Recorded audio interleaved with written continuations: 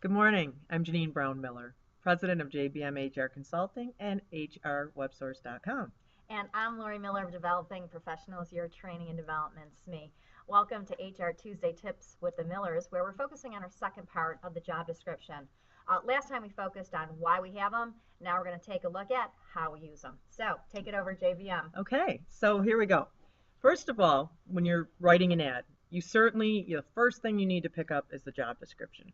Because how else do you know exactly what you're looking for? So we look at the job description, make sure it's updated, it's clear, it's really what we want right now. We write the ad accordingly. We need it for interviewing. How are you going to develop appropriate questions if you don't know exactly what you're looking for? Especially if you're using a number of people to help you choose somebody, you really need to be sure everyone's on board and understands the types of skills and type of person we're looking for. So screening details, we need the job description. Of course, it serves as the clear communication to the employees. Again, I talked about the last week that it gives expectations, clear communications. It's the first line of training for an employee.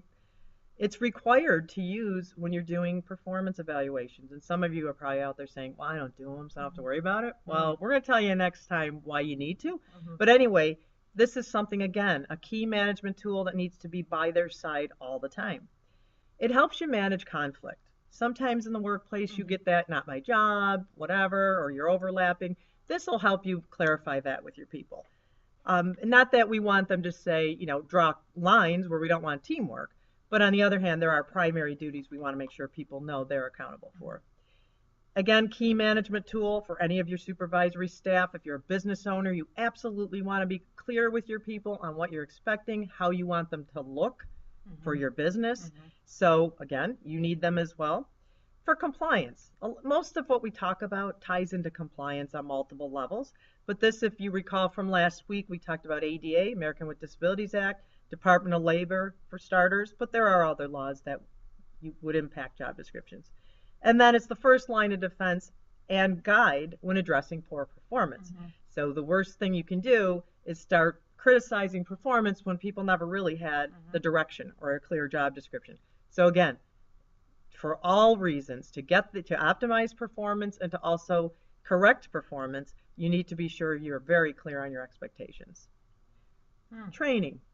It's always a critical component. Absolutely. So we've got the job description, and we talk about two critical elements: the KSA's knowledge, skills, and abilities, and then also the TRDs, the task, responsibilities, and duties. So what do we do with that? There's key things that people need to do day in and day out. What are those key drivers?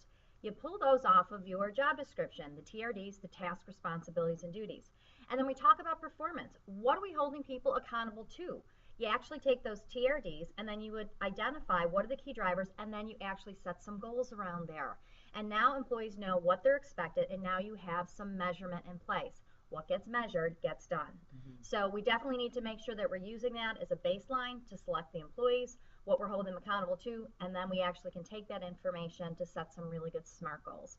So if you need any help with this, developing job descriptions or even helping you align that with goal setting, please contact either one of us. This is what we do. We want to make this process as seamless and as easy and as efficient as possible. So I think that's it for today. I'm Lori Miller, your training and development SME. And I'm Janine Brown Miller, your HR go-to person. Yeah, so stay tuned. Next time we're going to go more into performance management, performance reviews, the next step in this process. But sit back, relax. We got this.